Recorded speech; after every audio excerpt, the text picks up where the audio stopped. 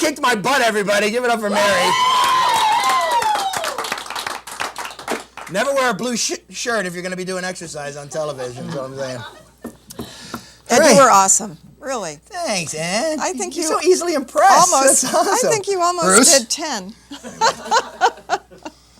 I think I did. I started out at 10. Yeah. And then I was down to 7. And then I did 3. And I said, you know what? Let her finish. She's doing a fine job. So, you like comedy? I do. I like comedy. I like laughter is very important. Wait till you see me in a Speedo this summer. I think that's funny. So, I love comedy. Did comedy myself for a little bit. And I have the opportunity to have a lot of great friends in the comedy business, and there's some really, really funny guys. And this next gentleman is from the Bay Area. He was one of the winners of the Killer Laughs Comedy Competition. Very funny guy, ladies and gentlemen. Put your hands together for Ira Summer. Thank you.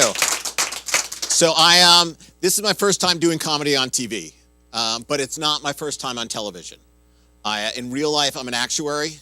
So for those of you who don't know what an actuary is, we're the ultimate numbers guys. I like to think of us as the bad boys of the statistics world.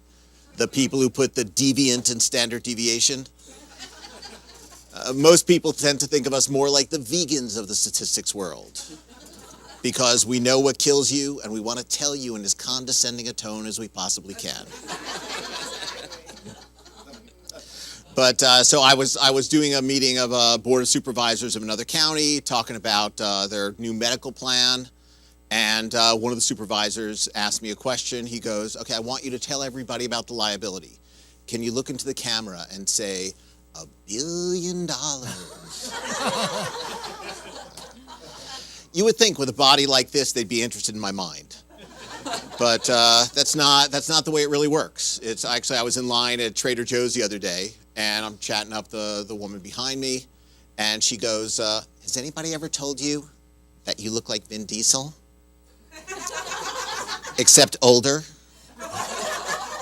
and less masculine." And of course, because I'm divorced, I figured I would try and use this as an opportunity. I said, "I do masculine things. I hang out at Home Depot," which I thought was good. I thought it made me sound handy, and I know women like guys who are handy. I mean, the reality is I'm not handy. I'm Jewish. And for those of you who don't know, Jews are so not handy that the last time a Jewish guy showed even a few carpentry skills, they treated it like the coming of the Messiah. So anyway, I was signing in for a meeting a few weeks ago, and I'm just signing in for a meeting, and I threw my back out. I threw my back out. Okay, this violates the laws of science, all right? The first law of thermodynamics says you cannot get more energy out of anything than you put in, all right? And I am just printing my name, all right? Sans serif. And it's not like I'm doing this whole John Hancock show-off thing. Look at me, I'm on the Declaration of Independence. No, I'm just printing my name. And I throw my back out. It makes you question everything you know about science. I mean, I could be on the Republican Science Committee now at this point. But no, and I had to question. I mean, I started thinking back, what could it possibly be? You know I have an ex-girlfriend who was taking some voodoo class at one of the community colleges. And I know she kept one of my old t-shirts, but I have no idea where she got the hair sample she needed. I've got 2 sons who are 26 and 24, which for those of you who don't have sons is equivalent to 12 and 13 in girl years. And I think I did a pretty good job raising them, but my parents did a great job raising us. I'm one of 6 kids, and their basic rule was, if 3 kids go out, we want 3 kids coming back, and we don't even care if they're the same 3. But we, my parents basically, what they did raising us was, their secret was doing nothing. All right, that's the way you raise kids.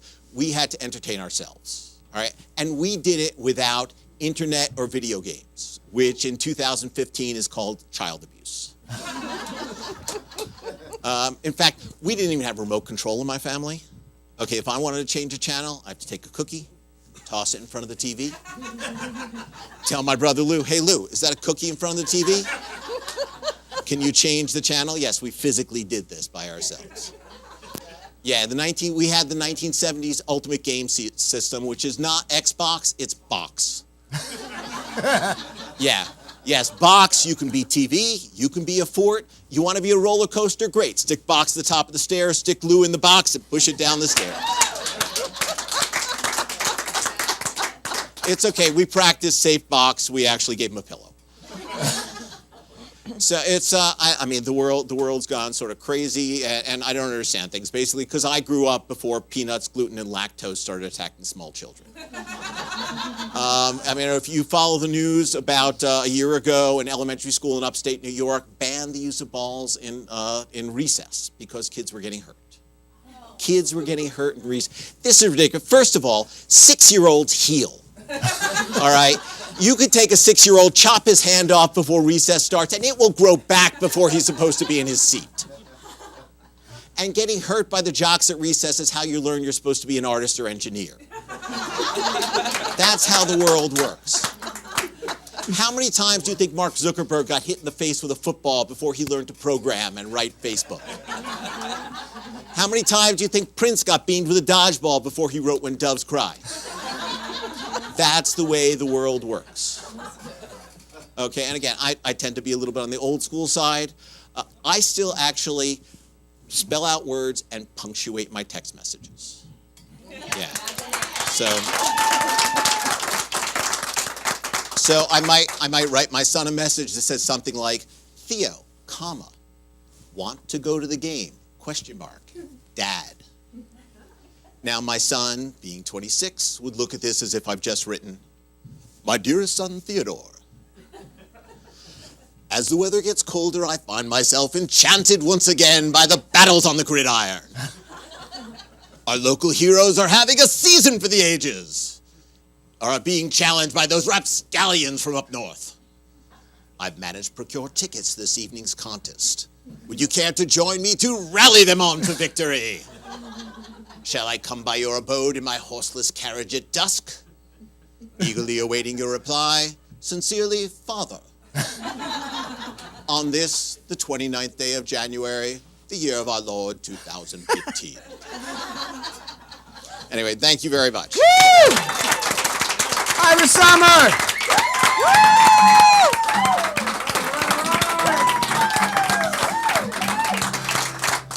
So, you're from Jersey. Originally from Jersey. Fantastic. How long you lived out here? I've been out here more than half my life now, 28 years. Came out here the week before I got married. And that worked out okay, I see. Well, the kids were fine. I'm divorced now, and I'm happy, yes. Yeah. How many times you divorced? One is plenty. Nobody likes a quitter. So you did the Killer Laughs comedy competition. Who was in that? So John DeCoven, buddy of ours, he's the guy that produces the Killer Laughs comedy competition. Very funny guy. Who else was in that? There were, I think there were 80 comedians from around the Bay Area. So the other finalists were people like Zorba, I don't remember his last name at this point. The Greek. The Greek, yeah. Ira the Jew, Zorba the Greek. Yeah, Michael Anderson, a friend of mine, Michael Montgomery, who was doing this. Yeah, there were, all sorts of, comedians from around the Bay Area, all the way from down in Fresno, all the way up to Sevastopol, and all around within about a 50-mile or 100-mile radius of the Bay Area. He's been doing it a few years now, and it's a big deal. This I think was the 7th. Yeah, so he's been doing it a while. John and I both used to work for a comedy club in the Bay Area. He started hosting shows. He's got Bunjo's Comedy Club, which he puts on at different venues. Very funny guy. Kind of looks like Ben Stein, right? Oh, a little, yeah. Bueller. Kind of talks like that. Bueller. Very funny guy, though. Very funny guy. So tell me a little bit, how long you been doing comedy? I actually just hit my 2nd anniversary doing comedy. That's awesome, buddy. That's awesome. Very good. This was, I needed a way. I had been playing soccer 6 days a week after I got divorced because I had no social life. And then I got injured because somebody turned the gravity up extra high one day, and I fell. And so I needed, after some knee surgery, I needed something to do that would, so when my friends called and asked me to play soccer, and my brain said I should not do this, my mouth would not go, yeah, that sounds like a good idea. So I signed up for a comedy class. Awesome. And then I started doing open mics, and then I started getting booked, and it's addicting. It's a lot of fun. It is. And you're great at it, brother, great at it. Give it a fire, everybody. Now, this is a regular occurrence on this show. We got a couple of minutes, yeah? You got like 1 minute? You said, how many kids do you have? I have 2. 2 is plenty. So you know how to do this then. It's the same move. Here we go. Make it happen. This is not something I do. My body is not made to do this. It's going to be fabulous. Look no wild. How does it go? Yeah! By Mary, I know you can do it. Come on. Come on, Mary. Come on, Mary. You made me sweat, I'm going to make you sweat. Okay. Oh! Somebody's been to prison. Look at that. We'll be right back, everybody. Grover's going to take us to the break.